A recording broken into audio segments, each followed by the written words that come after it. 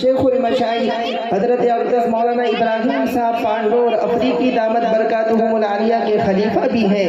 میں ہمارے اس جلسے کی صدارت کے لیے حضرت کا انتخاب کرتا ہوں اور میں اپنی جانب سے اور اراکین انجمن کی جانب سے پرزور لفظوں میں تائید کرتا ہوں۔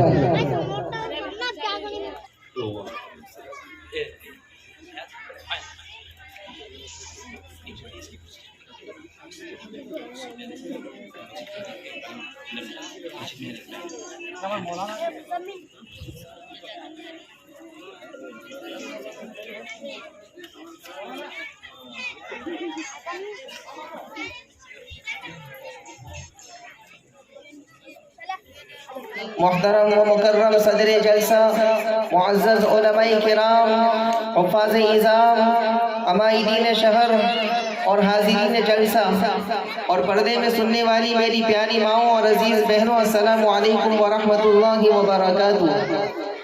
دنیا کی سب سے پاکیزہ اور مقدس کتاب قرآن کریم ہے۔ ہمیں چڑھتے سورج کی طرح یقین ہے کہ اس کا ایک ایک حرف سچا اور صادق ہے۔ محترم حضرات، آج کے اس نازک دور میں قرآن کریم کو پڑھنا پڑھانا فضول سمجھا جاتا ہے۔ افسوس صد افسوس، اس قرآن کریم کے بارے میں ہمارا یہ خیال کہ جس کے بارے میں محسن انسانیت سید الکونین محمد الرسول اللہ صلی اللہ علیہ وسلم نے ارشاد فرمایا کہ تم میں سب سے بہتر وہ شخص ہے جو قرآن کریم سیکھے اور سکھائے۔ یہ قرآن دنیا کی سب سے بڑی نعمت ہے۔ یہ زمین و آسمان، چاند و سورج، ستارے کوئی اس نعمت کا مقابلہ نہیں کر سکتے۔ یہ قرآن کریم رب کائنات کا مقدس اور عظیم کلام ہے۔ یہ کلام تمام کلام سے افضل اور برتر ہے۔ الحمدللہ ہمارا مکتب قبا اور مدرسہ اسلامیہ عربیہ ابو ہریرہ قرآن کریم پڑھنے اور پڑھانے، سیکھنے اور سکھانے کی ایک کڑی ہے، اور آج کا یہ جلسہ ہمارا سالانہ اور انعامی جلسہ ہے۔ اللہ تعالیٰ سے دعا ہے کہ اللہ تعالیٰ خیر و عافیت کے ساتھ جلسے کو کامیاب فرمائے اور ہم سب کو قرآن کریم کی دولت سے مالا مال فرمائے۔ آئیے اب میں بغیر کسی تاخیر کے قرآن کریم کی تلاوت سے اس جلسے کا آغاز کرتا ہوں۔ السلام علیکم ورحمۃ اللہ وبرکاتہ۔ الحمد للہ رب العالمین والصلاة والسلام علی رسولہ سیدنا و نبینا محمد وعلی آلہ واصحابہ اما بعد فاعوذ باللہ من الشیطان الرجیم، بسم اللہ الرحمن الرحیم۔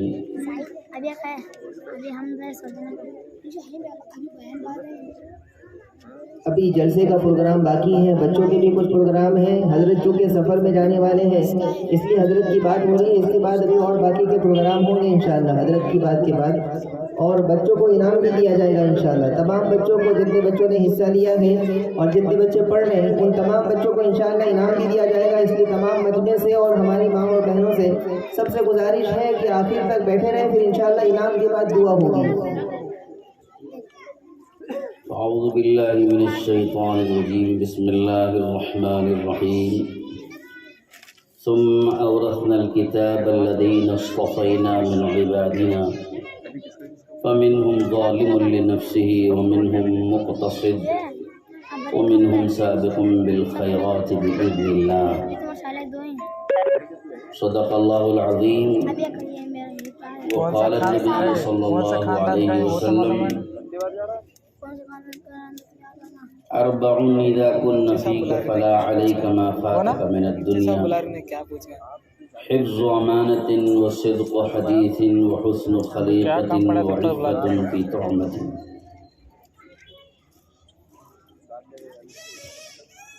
او كما قال رسول اللہ صلی اللہ علیہ وسلم۔ دوستو، بزرگوں، بھائیوں اور پردہ نشین خواتین اور محترم اور معزز علماء کرام اور دیگر عمائدین، بچوں کے سرپرستان اور والدین، کیسا لگ رہا تو بولتے اس مدرسہ ابو ہریرہ رضی اللہ عنہ میں حاضری ہوئی اور اس مدرسے کے بچوں کے مختلف پروگرام کچھ دیر کے لیے دیکھنے کا موقع ملا، اور ان پروگراموں میں بچوں نے جس شوق اور ذوق کے ساتھ، جس ہمت اور حوصلے کے ساتھ ہر چیز کو پیش کیا ہے وہ قابل تعریف ہے۔ مجھے ان سب پر فرداً الگ الگ تبصرہ تو کرنا ضرور چاہیے، مگر موقع اس کا نہیں ہے۔ لیکن ایک بات کا ذکر ضروری ہے، وہ یہ کہ میں نے محسوس کیا کہ بچوں کا قرآن پاک بہت اچھے انداز سے پیش کیا گیا، اور بچوں نے بہت اچھے انداز سے قرآن پاک پڑھا، تجوید بھی اور حروف کی ادائیگی بھی اور پڑھنے کا نرالا انداز بھی، جس کو بطور خاص جس کو میں نے اپنی حیثیت کے مطابق انعام دیا۔ اس بچے نے بہت ہی اچھے لہجے اور انداز میں قرآن پاک کو پڑھا۔ تو کسی بھی مدرسے کی عمدہ تعلیم اور عمدہ تربیت کا اندازہ قرآن پاک ہی سے ہوتا ہے۔ قرآن پاک اگر صحیح تجوید کے ساتھ پڑھایا جا رہا ہے اور صحیح طریقے پر اس کو سکھایا جا رہا ہے تو وہ مدرسہ کامیاب ہے۔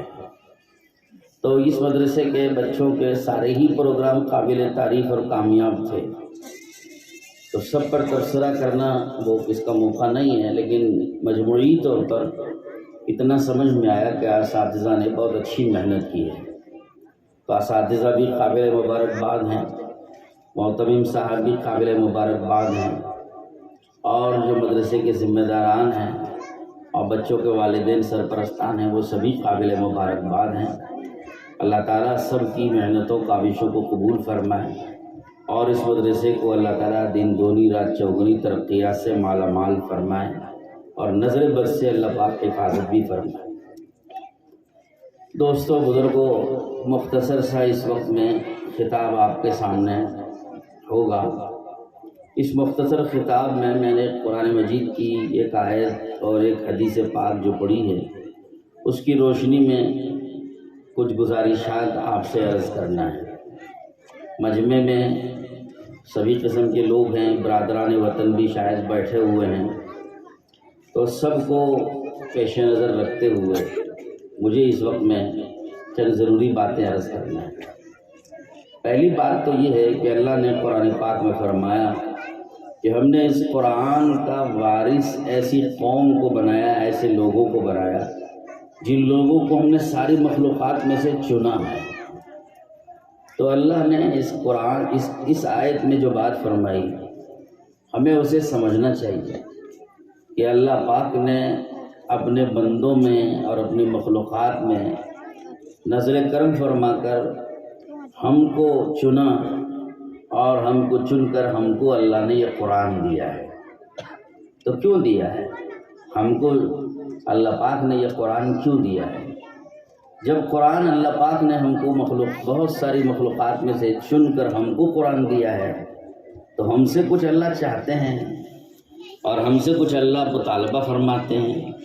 اللہ پاک کو ہم سے کچھ امیدیں ہیں، اور اللہ کی کچھ منشا ہے جو اللہ نے ہمارے ساتھ متعلق کی ہے۔ اللہ کی کچھ منشا ہے، مشیت ہے جو ہمارے ساتھ وابستہ ہے۔ تو ہمیں سمجھنا چاہیے کہ اللہ نے ہمیں قرآن کیوں دیا۔ قرآن جن کو ملا ہے انہوں نے اگر نہیں سمجھا کہ قرآن کیوں دیا گیا تو پھر کون سمجھیں گے؟ جب اللہ نے ہم کو قرآن دیا، مسلمانوں کو قرآن دیا، مومنوں کو قرآن دیا، ایمان والوں کو قرآن دیا، مجھے دیا، آپ کو دیا، جو ہم کو قرآن اللہ نے دیا ہے تو کیوں دیا ہے؟ تو ہمیں سمجھنا چاہیے، اور اس لیے سمجھنے کے لیے قرآن پاک سے قریب آنا چاہیے۔ قرآن پاک کے الفاظ کو سیکھیں اور قرآن پاک کی تلاوت کریں، قرآن پاک کو سمجھنے کی کوشش کریں۔ سمجھ میں نہیں آتا ہے تو کم سے کم قرآن پاک کے جو ترجمے ہیں، جو قرآن کے ترجمے لکھے گئے ہیں، تو قرآن کی تلاوت کے ساتھ ساتھ ذرا ترجمہ بھی پڑھ لیجئے، تو کچھ تو پتہ چلے گا نا کہ قرآن میں اللہ نے ہمارے لیے کیا کہا ہے، اور قرآن اللہ نے ہم کو کیوں دیا ہے، اور قرآن کے ذریعے اللہ ہم کو کیا پیغام دینا چاہتے ہیں، کیا تعلیم دینا چاہتے ہیں، اور اس قرآن کے ذریعے اللہ پاک ہم سے کیا چاہتے ہیں، کیا مطالبہ فرماتے ہیں، کچھ تو سمجھنے کا موقع ملے گا۔ ساری بات نہیں سمجھ میں آئے گی، علماء کے پاس جانے سے، علماء کی مجلسوں میں بیٹھنے سے، علماء کی جو تفسیر کے حلقے ہیں ان حلقوں میں شریک ہونے سے، اور درسن قرآن پاک کو تفصیل کے ساتھ علماء سے پڑھنے سے ذرا زیادہ سمجھ میں آئے گا۔ لیکن اگر اتنا نہیں کر سکتے تو کم سے کم اتنا تو کر لو کہ قرآن پاک کی تلاوت کریں گے، تلاوت کے ساتھ ساتھ قرآن کا ترجمہ بھی ذرا دیکھ لیا کریں گے، تاکہ ہم کو پتہ تو چلے کہ اس قرآن کو اللہ نے ہمیں دیا ہے تو کیوں دیا ہے، اور اس قرآن کے ذریعے ہمیں کیا پیغام اللہ دینا چاہتے ہیں، اس قرآن میں اللہ نے ہم سے کیا خطاب کیا ہے۔ قرآن پاک یہ اللہ کا کلام ہے۔ کس کا کلام ہے؟ اللہ کا کلام۔ جو میں بیان کر رہا ہوں یہ میرا کلام ہے، اور قرآن یہ اللہ کا کلام ہے، اللہ کی ذات سے نکلا ہے، اور اللہ پاک خود اس کی تلاوت فرماتے ہیں۔ قیامت میں قرآن خود اللہ پڑھ کے سنائیں گے، تو یہ اللہ کا کلام ہے، اللہ کی ذات سے نکلا ہے، اللہ خود اس کی تلاوت فرماتے ہیں، اور یہ اللہ کا ہم سب کے لیے پیغام ہے۔ اس میں ہمارے لیے پیغام ہے، ہم میں سے ہر ایک کے لیے پیغام، اور ہم مختلف قسم کے لوگ ہیں، عوام بھی ہیں، خواص بھی ہیں، پڑھے لکھے بھی ہیں، ان پڑھ بھی ہیں، حاکم بھی ہیں، محکوم بھی ہیں، مالدار بھی ہیں، غریب بھی ہیں، اور اونچے درجے کے لوگ بھی ہیں، نچلے درجے کے لوگ بھی ہیں، کچھ فوجی قسم کے لوگ ہیں، پولیس بھی ہیں، طاقت قوت والے بھی ہیں، ماتحت لوگ بھی ہیں، ذمہ دار بھی ہیں، سب قسم کے لوگ امت میں اور انسانوں میں بھرے ہوئے ہیں۔ سب کے لیے الگ الگ پیغامات قرآن میں موجود ہیں، سب کے لیے الگ الگ پیغامات قرآن میں ہیں۔ جو حاکم لوگ ہیں، حاکموں کو حکومت چلانے کا پیغام قرآن میں ملے گا، اور ماتحت لوگ جو محکوم ہیں، محکوموں کو کسی حکومت کے ماتحت زندگی گزارنے کا طریقہ قرآن میں ملے گا۔ کوئی مالدار ہے تو مالداروں کو اپنی مالداری کے جو احکامات ہیں وہ قرآن میں ملے گی، اور کچھ غریب لوگ ہیں تو غریبوں کو غربت کی زندگی کیسے گزاری جاتی ہے اس کے احکامات اور وہ زندگی قرآن میں ہے۔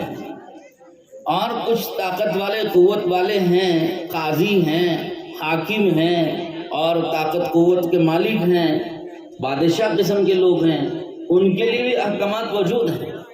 اگر حاکموں کو اور بادشاہوں کو، طاقت والوں کو دیے ہوئے احکامات ماتحت لوگ اپنے لیے فٹ کرنے لگے تو پھر کیا ہوگا؟ اس کا نقصان، ہر عام آدمی حاکم بن جائے گا، ہر عام آدمی بادشاہ بن جائے گا، ہر عام آدمی اپنے ہاتھ میں ڈنڈا لے لے گا، ہر عام آدمی جیسے مثال کے طور پر کسی چور کا ہاتھ کاٹنے کا حکم قرآن نے دیا ہے تو کس کو دیا ہے؟ مجھے اور آپ کو دیا ہے یا حاکموں کو دیا ہے؟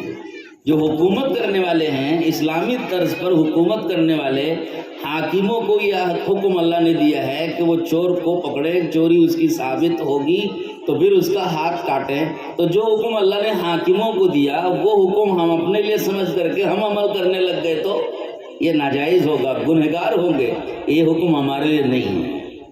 اور ممالک بھی مختلف ہیں نا، اسلامی مملکتیں ہیں، خالص اسلامی طرز پر چلنے والی حکومتیں الگ ہیں، اور کچھ حکومتیں اسلامی طرز کی نہیں ہیں، جیسے ہمارا ہندوستان ہے، یہ اسلامی طرز کی حکومت نہیں ہے، یہ مخلوط حکومت ہے، یہ مخلوط آبادی ہے، یہ سیکولر حکومت ہے، یہاں پر ہر مذہب کے لوگ رہتے ہیں، یہاں کے لیے وہ احکامات نہیں ہیں جو احکامات اسلامی حکومت کے لیے دیے گئے۔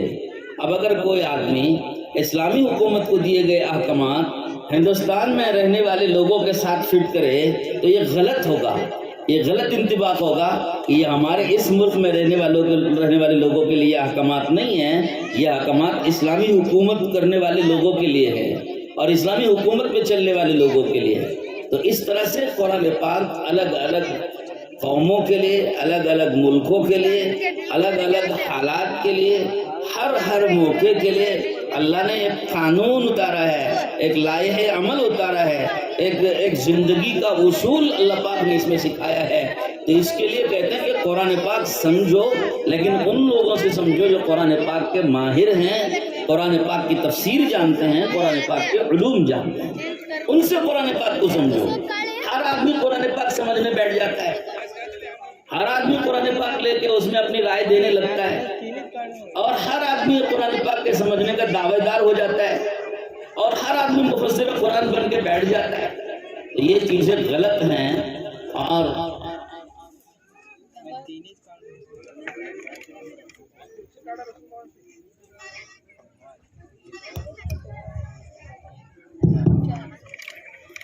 تو میرے دوستوں یہ چیز غلط ہے۔ اس کے لیے کہتے ہیں کہ صاحب آپ قرآن پاک سے تعلق صحیح معنی میں پیدا کرو اور قرآن کے قریب آؤ۔ دیکھو قرآن نے کس چیز کی تعلیم دی ہے۔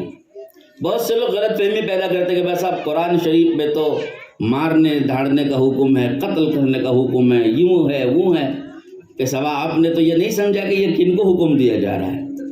یہ حکم جن لوگوں کو دیا جا رہا ہے وہ لوگ یہاں نہیں رہتے، یہاں رہنے والوں کو جو حکم دیا گیا ہے وہ حکم دیا گیا ہے کہ صاحب حسن سلوک کرو، پڑوسیوں کے ساتھ اچھا سلوک کرو، برادران وطن کے ساتھ اچھا سلوک کرو، اخلاق کا معاملہ کرو، ان کے حقوق ادا کرو، غریبوں کی ضرورتوں کو پورا کرو، محتاجوں مسکینوں کی ضرورتوں کو پورا کرو، اور کمزوروں کی مدد کرو، اور مظلوموں کی مدد کرو، ظالم کا ساتھ مت دو، اخلاق سے پیش آؤ، محبت سے پیش آؤ، اور اخلاق اور محبت سامنے پیش کرو، اور سمجھاؤ ان کو کہ اسلام نے کیسے اخلاق سکھائے ہیں، کیسی محبتیں سکھائی ہیں، کیسے ایک دوسرے کی حقوق کی ادائیگی سکھائی ہے۔ تو ہر ملک کے، ہر حال کے، ہر موقع کے احکامات الگ الگ ہیں۔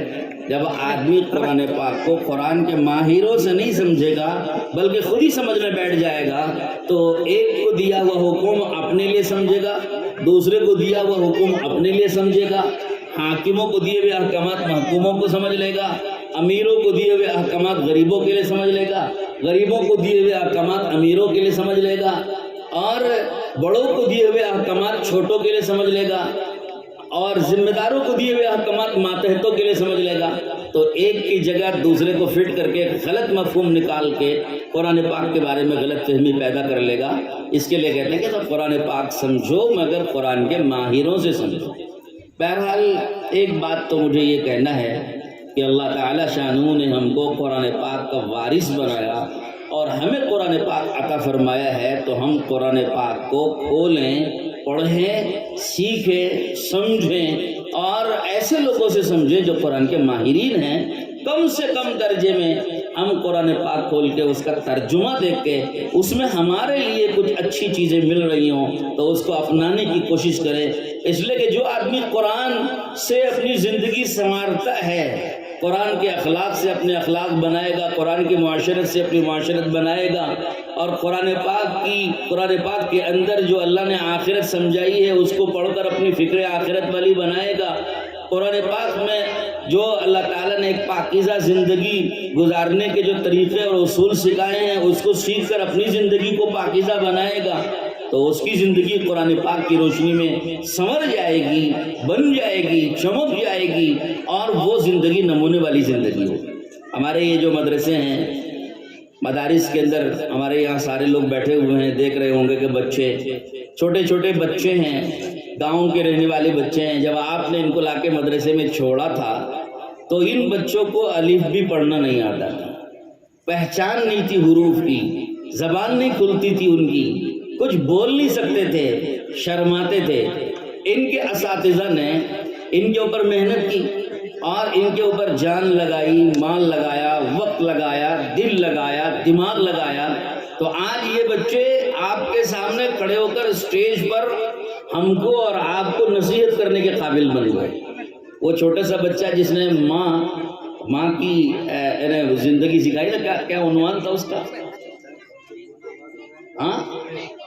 نیک ماں کسے کہتے ہیں؟ ایک بچہ کھڑے ہو کے ہماری عورتوں کو سکھانے لگے، سمجھانے لگے میں نیک ماں کیسے کہتے ہیں۔ دیکھو آج یہ بچہ اس قابل ہو گیا آئندہ انشاءاللہ یہ بچہ اور زیادہ قابلیت پیدا کرے گا اور بہت ساری لوگوں کو نیک ماں کسے کہتے ہیں سمجھائے گا.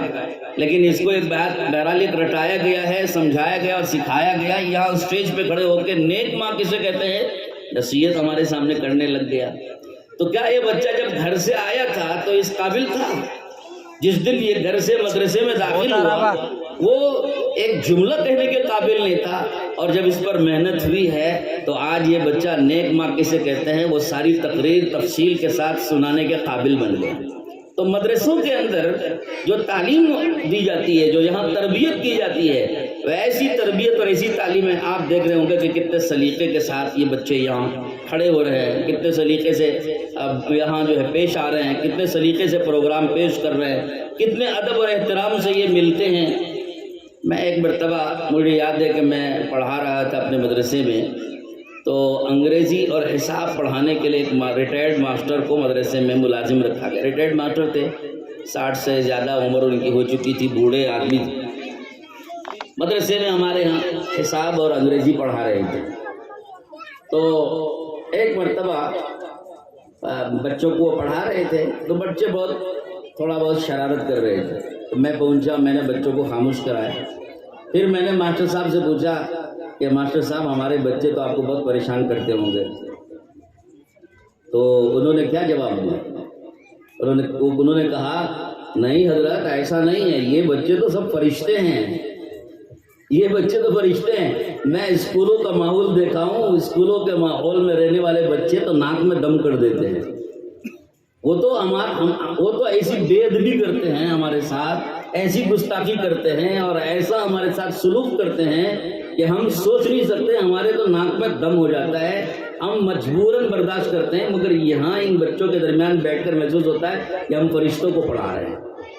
مدرسے میں پڑھنے والے بچوں کو ادب سکھایا جاتا ہے. استاد کا ادب کسے کہتے ہیں، بڑوں کا ادب کسے کہتے ہیں، احترام کسے کہتے ہیں، ماں کسے کہتے ہیں، باپ کسے کہتے ہیں، اللہ کے ساتھ عقیدے کیا رکھنا چاہیے، اور اللہ کے رسول صلی اللہ علیہ وسلم کے ساتھ ہم کو کیسے عظمت اور محبت کا عقیدہ رکھنا چاہیے، اور ہماری زندگی اخلاق والی، معاشرت والی، حسن معاشرت والی کیسے گزارنا چاہیے، پڑوسیوں کے ساتھ کیسے رہنا چاہیے، غیروں کے ساتھ کیسے رہنا چاہیے، اپنوں کے ساتھ کیسے رہنا چاہیے، حتیٰ کہ دشمنوں کے ساتھ بھی سلوک کرنے اور احسان کرنے کا طریقہ مدرسوں میں سکھایا جاتا ہے. لہذا ان مدرسوں کو آپ کمتر مت سمجھیے.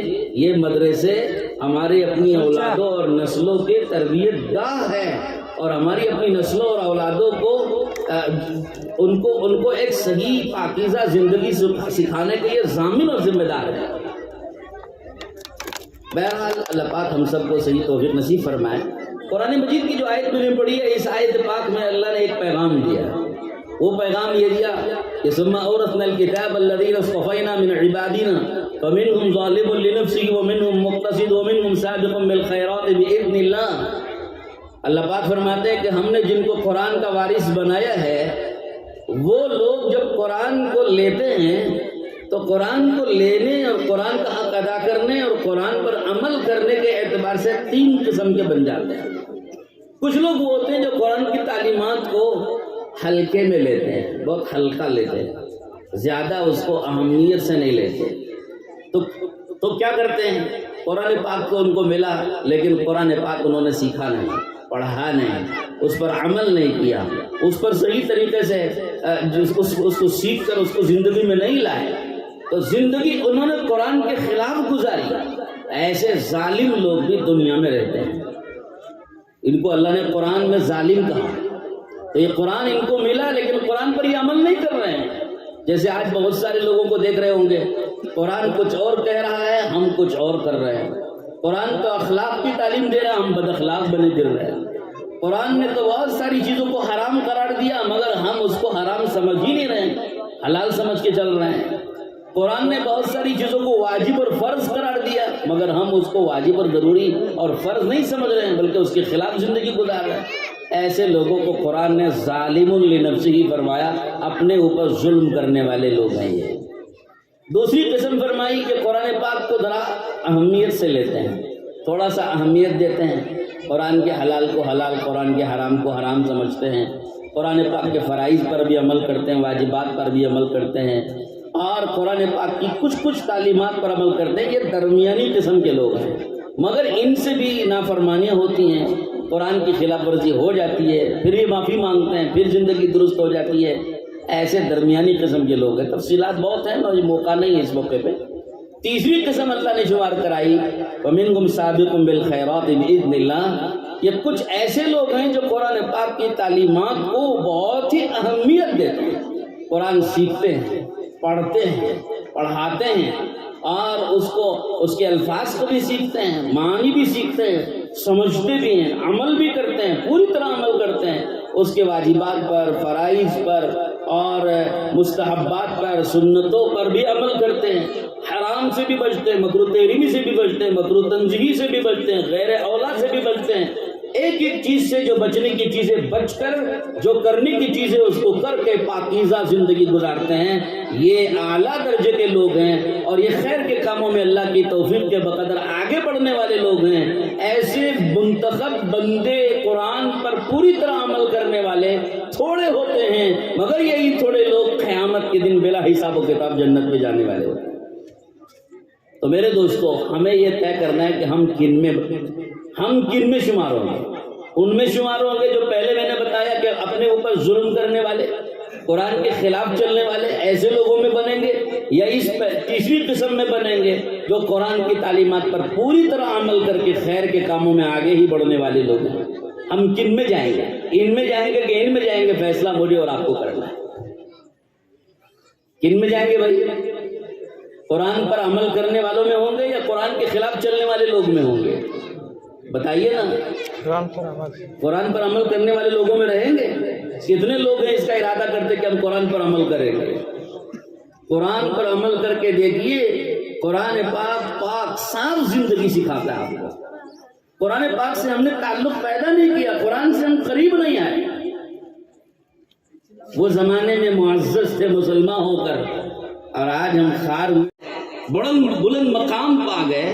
وہ اس لیے پائے کہ انہوں نے اپنے آپ کو سچا مسلمان بنایا، قرآن کی تعلیمات پر عمل کیا، تو وہ ان کو عزت ملی۔ قوموں نے، ملکوں نے، ہر ایک چھوٹے بڑے نے، سب نے عزت دی۔ اور آج ہم ذلیل کیوں ہو رہے ہیں کہ ہم نے قرآن پر عمل کرنا چھوڑ دیا، قرآن سے ہم بے تعلق ہو گئے۔ ایک پنڈت راجندر پرساد ان کا نام ہے، یہاں ہندوستان میں ویدوں کے جاننے والے سب سے بڑے عالم مانے جاتے ہیں ویدوں کے۔ ان کے متعلق ہم نے کسی جگہ پڑھا تھا کہ ان کے شاگرد خاص جو بعد میں اسلام میں داخل بھی ہوئے، انہوں نے ایک مرتبہ دیکھا ان کو کہ ایک غلاف میں، مخمل کے غلاف میں ایک کوئی چیز لپٹی ہوئی رکھی رہتی ہے۔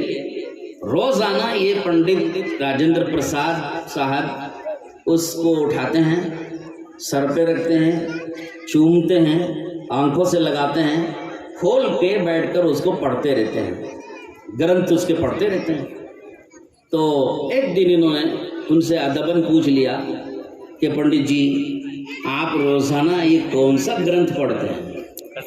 یہ کون سے گرنتھ کا آدر کرتے ہیں اتنے اہتمام سے؟ تو انہوں نے کہا کہ بیٹا، جب تو نے پوچھ ہی لیا ہے تو سچی بات کو کہنے میں کوئی بات نہیں ہے، سچی بات تو کہنا چاہیے۔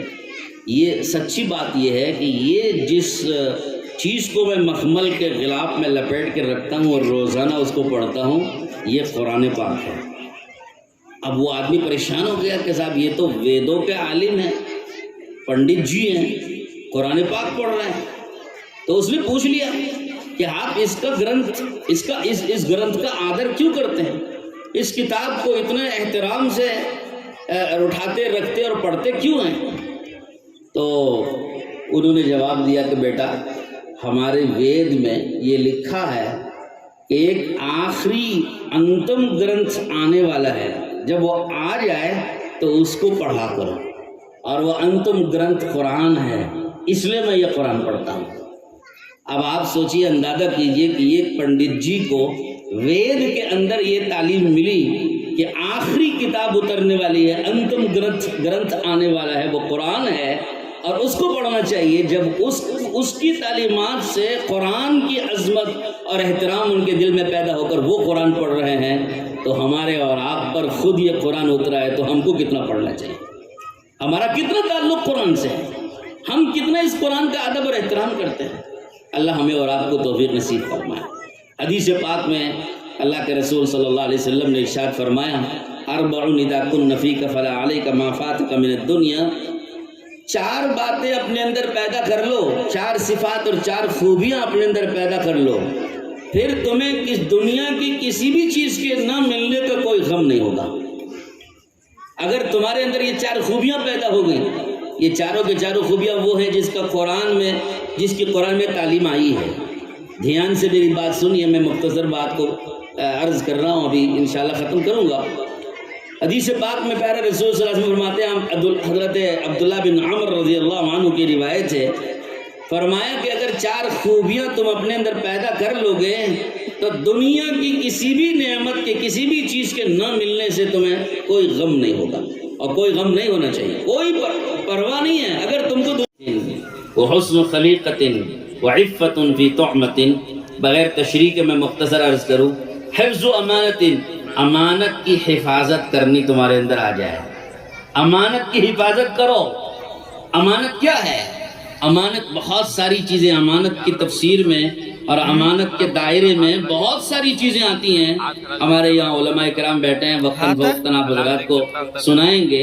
امانت ایک جامع لفظ ہے، یہ دین امانت، قرآن امانت، مال بھی امانت، کسی کا مال آپ نے لیا وہ امانت، کسی کی جائیداد آپ کے پاس ہے وہ امانت، باپ کا انتقال ہو گیا، وراثت چھوڑ کے گیا ہے تو باپ کی بڑی اولاد کے پاس وہ اس کے کنٹرول میں اور اس کے قبضے میں وہ چیز رہتی ہے، تو اس کے پاس وہ چیز امانت ہے، بقیہ سارے وارثوں کو پہنچانے کی وہ امانت ہے، سارے وارثوں کی وراثت ہے، امانت ہے۔ آپ نے کسی کا قرض لیا وہ امانت۔ تو ایسے مالی بہت ساری امانتیں ہوتی ہیں جس کو ہم عام طور پہ امانت کہتے ہیں، لیکن صرف اتنا ہی نہیں ہے، اگر آپ کو اللہ پاک نے کسی عہدے پہ بٹھایا ہے تو وہ عہدہ امانت ہے۔ آپ کو اگر سی ایم بنایا تو سی ایم کی کرسی امانت ہے، آپ کو اگر ایم ایل اے بنایا تو ایم ایل اے کی کرسی امانت ہے، آپ کو اگر ایم پی بنایا تو وہ کرسی امانت ہے، آپ کو اگر کسی عہدے پہ اللہ نے پہنچایا وہ امانت ہے، خاندان کا ذمہ دار اللہ نے بنایا وہ امانت ہے، اور آپ کو ایک قبیلے کا یا فیملی کا ذمہ دار بنایا وہ امانت ہے۔ ہر ذمہ دار کی ذمہ داری امانت ہے، اور امانت کا تقاضا یہ کہ تمہارے ماتحت رہنے والوں کے حقوق ادا کرو۔ تمہارے اوپر ایک امانت ہے، ایک ذمہ داری کا بوجھ ہے، اور اس ذمہ داری کو امانت داری سے ادا کرو۔ تو امانت کی تشریح اگر میں کروں تو ساری تقریر امانت پر ہو جائے گی۔ تو پہلی خوبی جو اپنے اندر پیدا کرنے کی ضرورت ہے وہ یہ کہ امانت داری کو سمجھو، امانت کو سمجھو اور اس کے اندر امانت داری سے پیش آؤ، امانت کی حفاظت کرو، امانت کو ضائع مت کرو۔ آپ کو ووٹ دے کر کسی کو حاکم بنانے کا اختیار اور حق آپ کو دیا گیا ہے، یہ بھی امانت ہے۔ آپ ایسے کو حاکم بنائیے جو حکومت کرنے کے قابل ہے، لائق ہے، اہل ہے۔ نہ اہل کو آپ نے ووٹ دے کر کرسی پہ بٹھایا تو آپ نے امانت کو ضائع کیا ہے۔ تو یہ بہت ساری چیزیں اس میں آتی ہیں، میں صرف اشارے دے رہا ہوں تاکہ سمجھیں ہم کہ امانت کی حفاظت میں کیا کیا چیزیں آتی ہیں، اس کو بطور مثال کے میں نے چند چیزیں ذکر کی۔ تو یہ نیت کیجئے کہ ہم امانت کی حفاظت کریں گے انشاءاللہ۔ بولتے بھی جائیے تاکہ مجھے پتہ تو چلے کہ یہ صرف مزے کے لیے نہیں سن رہے ہیں، عمل کے لیے سن رہے ہیں۔ دوسری چیز ہے صدق و حدیث، زبان میں اور بات میں سچائی پیدا کرو۔ جھوٹ صبح شام کا مشغلہ بن گیا، مذاق میں بھی جھوٹ بول رہے ہیں، سچ مچ بھی جھوٹ بول رہے ہیں۔ بسا اوقات آدمی جھوٹ کو اتنا سنوار کے پیش کرتا ہے، سچ بھی اتنا سچا نہیں ہوگا جتنا کہ جھوٹ سچا نظر آ رہا ہے۔ معاملات میں جھوٹ، بات چیت میں جھوٹ، وعدوں میں جھوٹ، پتہ نہیں کتنا ہم نے جھوٹ۔ ایک صاحب کہنے لگے کہ مول صاحب جھوٹ کے بغیر تو کاروبار چلتا ہی نہیں۔ انا للہ و انا الیہ راجعون۔ جھوٹ جس پر اللہ کے نبی نے فرمایا کہ الصدق ینجی والکذب یہلک، جھوٹ تو آدمی کو ہلاک و برباد کرنے والی چیز ہے، اور آپ کہہ رہے ہو کہ جھوٹ کے بغیر کاروبار چلتا نہیں، تو ٹھیک ہے، آپ جھوٹ پر کاروبار چلائیے۔ حضور نے فرما دیا کہ جہاں جھوٹ داخل ہوگا برباد کرے گا۔ تو اب اگر اپنے کاروبار کو برباد کرنا ہو تو جھوٹ سے چلاؤ، خوب چلاؤ، شوق سے چلاؤ۔ آپ کو اپنا کاروبار برباد کرنا ہے تو کاروبار برباد کرنے کے لیے کوئی اور چیز کی ضرورت نہیں ہے، جھوٹ کو شامل کر لو، کاروبار برباد ہونے کے لیے کافی ہے۔ تو لہذا، اور اللہ کے نبی نے فرمایا کہ سچ بول کر تجارت کرو، اور امانت داری کے ساتھ تجارت کرو۔ تو امانت داری سے اور سچ بول کر تجارت کرنے کا فائدہ یہ ہوگا کہ قیامت میں اللہ تم کو نبیوں اور صدیقین اور شہداء اور بزرگوں کے ساتھ اللہ تمہیں کھڑا کرے گا۔ تمہاری کیا حیثیت ہے، میری آپ کی کیا حیثیت ہے کہ قیامت میں اللہ کے دربار میں اللہ والوں کے ساتھ، بزرگوں اور نبیوں پیغمبروں کے ساتھ ہمارا حشر ہو۔ ہماری حیثیت و بساط کیا ہے؟ لیکن سچائی اور امانت داری کا کاروبار آپ کو وہاں پہنچا رہا ہے، اور آپ کو اس کا یقین نہیں ہے، اور آپ کہہ رہے ہیں کہ جھوٹ کے بغیر کاروبار نہیں چلتا۔ تو کرو، دنیا بھی برباد کرو، آخرت بھی برباد کرو۔ تو پھر گلہ کسی اور سے کرنے سے کیا فائدہ؟ گلہ اپنی ذات سے کرو کہ ہم نے خود جھوٹ سے کاروبار چلا کے اپنا کاروبار برباد کیا، کسی اور نے ہمارا کاروبار نہیں بگاڑا ہے، دوسروں نے نہیں بگاڑا، حکومت نے کاروبار نہیں بگاڑا، چوروں نے نہیں بگاڑا، انکم ٹیکس والوں نے کاروبار برباد نہیں کیا، ہم نے جھوٹ سے اپنا کاروبار برباد کیا۔ تو حفظ صدق و حدیث، تو حدیث کہتی ہے کہ بھائی بات میں سچائی، زبان میں سچائی پیدا کرے۔ پہلے مسلمان کی علامت تھی سچائی، اور آج اللہ معاف کرے مسلمان کی علامت بن گئی جھوٹ۔ کتنا بدل گیا ہمارا حال، کتنا بدل گیا۔ تو اس لیے نیت کرو کہ ہم اپنا حال ٹھیک کریں گے انشاءاللہ۔ تیسری چیز حضور نے فرمائی کہ حسن خلیقت، اخلاق اچھے بناؤ، اخلاق اچھے، حسن اخلاق، اخلاق کا برتاؤ۔ مولانا ابراہیم دیولہ صاحب دامت برکاتہم ہمارے دعوت تبلیغ کے بڑے بزرگوں میں، ذمہ داروں میں ہیں، وہ فرماتے ہیں کہ صاحب اخلاق کا برتاؤ تو ہر انسان کے ساتھ کرنا ہے، مسلمان کے ساتھ نہیں، صرف اخلاق ہر انسان کے ساتھ، چاہے مسلمان ہو، سکھ ہو، عیسائی ہو، ہندو ہو، بدھ مذہب کا ماننے والا ہو، یا کسی اور فرقے کا اور کسی اور ذات و پات کا، نچلی ذات کا ہو، اونچی ذات کا ہو، غریب ہو، مالدار ہو، امیر ہو، حاکم ہو، محکوم ہو، اپنا ہو، پرایا ہو، ہر ایک کے ساتھ اخلاق سے پیش آؤ۔ اخلاق ہماری پہچان تھی، ہم نے اپنا اخلاق ضائع کر کے ہم نے اپنے آپ کو نیچے گرا دیا ہے۔ میں ایک چھوٹا سا واقعہ سناتا ہوں اس موقع پر، اخلاق کیسے ہوتے ہیں پڑوسیوں کے ساتھ خاص طور پر۔ ایک یہودی حضرت عبداللہ بن مبارک رحمۃ اللہ علیہ، بہت بڑے اللہ والے محدث اور امام بخاری کے بھی اساتذہ میں، استاد کے استاد میں، اور امام ابو حنیفہ رحمۃ اللہ علیہ کی شاگردوں میں آتے ہیں۔ ان کے پڑوس میں، عبداللہ بن مبارک رحمۃ اللہ علیہ کے پڑوس میں ایک مکان یہودی کا، اس نے اس کو سیل کرنا تھا، فروخت کرنا تھا، اس نے سیل کے لیے بازار میں ڈالا۔ جب وہ سیل کے لیے ڈالا تو خریدنے کے لیے ایک شخص آیا، وہ بھی یہودی تھا۔ اس نے پوچھا بھائی قیمت بھاؤ کیا ہے؟ تو انہوں نے قیمت بتائی کہ 2000 دینار۔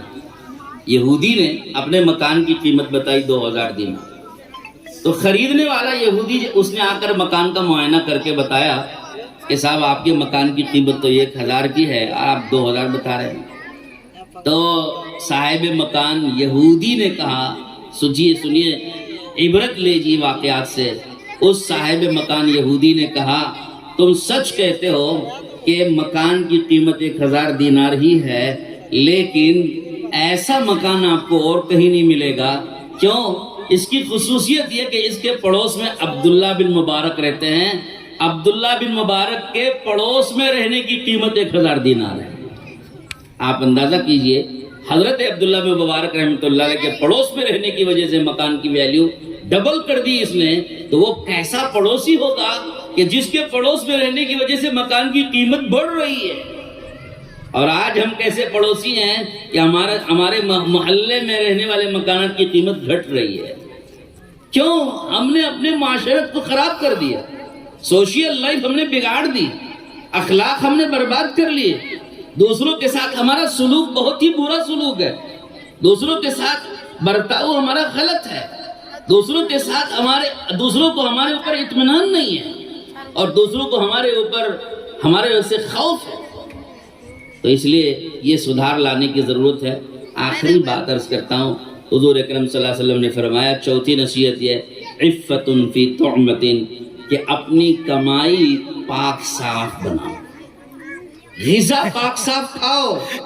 عفت فی طعمۃ، لقمے میں احتیاط سے کھاؤ لقمہ، یہ نہیں کہ ساتھ جیسا ہمارے ہاں ایک ہماری بنگلور کی زبان میں کہتے ہیں، بھائی میرا بھی میرا تیرا بھی میرا میرا بھی میرا بھی، خواہش اپنی ضرورت پورا کرنے کے لیے ہر قسم کا مال آدمی لوٹنے کھانے لگے، یہ کوئی طریقہ ہوتا ہے؟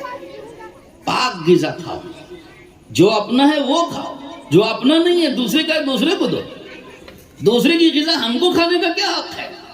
راستے میں گری پڑی چیز، ہماری شریعت میں ہم کو مدرسے میں جو تعلیم دی جاتی ہے، جو ہم نے مدرسے میں پڑھا ہے، کتابوں کے اندر ہمارے برادران وطن بیٹھے، میں ان کو سنا رہا ہوں، ہم نے اپنے مدرسے میں ہدایہ کی جیسی ایک کتاب میں یہ پڑھا ہے، راستہ چلتے ہوئے اگر کوئی چیز گری ہوئی بھی ہو تو اس کو بھی اپنی مت سمجھو، یہ تمہاری نہیں ہے، چلتے رہو، جاؤ آگے جاؤ، یہ تمہاری نہیں ہے، جس کی ہے وہ آ کے اٹھا لے گا، اگر آپ نے اٹھا لیا تو پھر تم ذمہ دار ہو گئے، یہ جس کی ہے تلاش کر کے اس کو پہنچاؤ، تمہیں کھانے کا حق نہیں ہے۔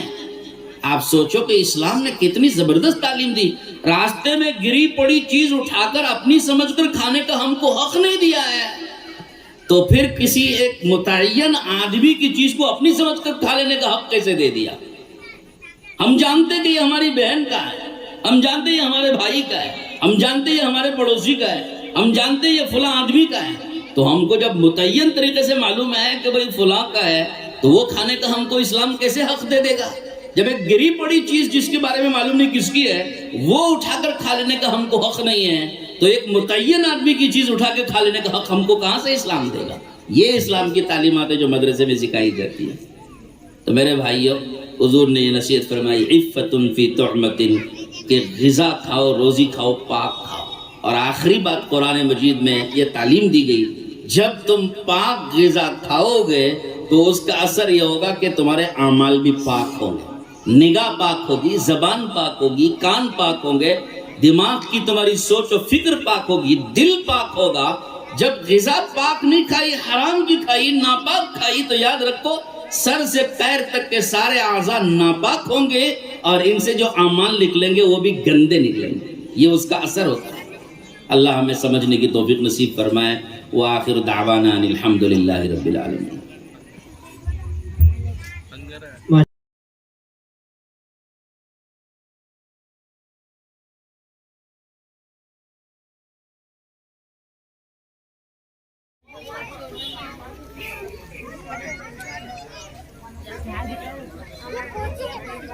اور بھی بچوں کو انعام انشاءاللہ تمام بچوں کو دیا جائے گا۔ یہ وہ بچے ہیں جنہوں نے حاضری کی بہت پابندی کی ہے، ان کو حضرت مفتی صاحب کے ہاتھوں سے دیا گیا، باقی بچوں کو انشاءاللہ بعد میں دیا جائے، جلسے کے آخر میں دیا جائے۔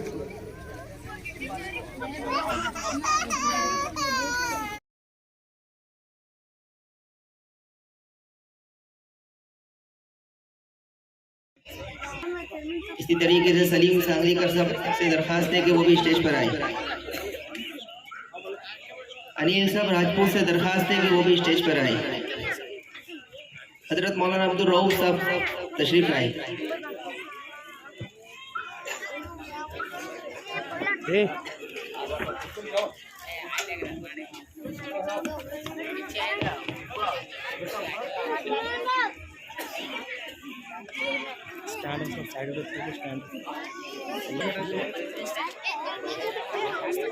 سب چودھری سے درخواست ہے کہ وہ اسٹیج پر آ جائے۔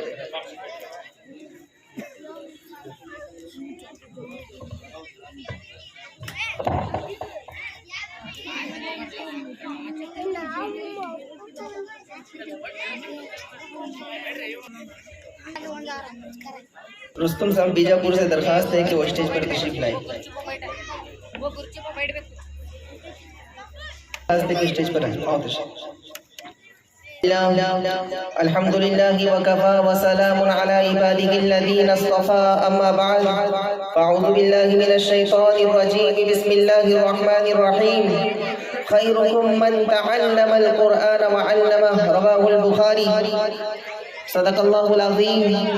محترم و مکرم صدر جلسہ، معزز علماء کرام، حفاظ اعظام، عمائدین شہر اور حاضرین جلسہ اور پردے میں سننے والی میری پیاری ماؤں اور عزیز بہنوں، السلام علیکم ورحمۃ اللہ وبرکاتہ۔ دنیا کی سب سے پاکیزہ اور مقدس کتاب قرآن کریم ہے۔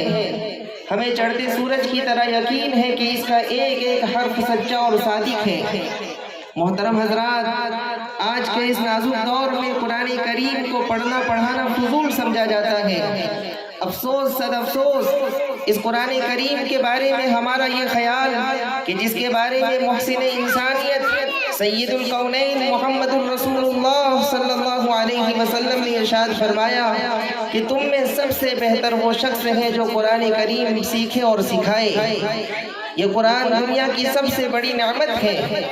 یہ زمین و آسمان، چاند و سورج، ستارے کوئی اس نعمت کا مقابلہ نہیں کر سکتے۔ یہ قرآن کریم رب کائنات کا مقدس اور عظیم کلام ہے۔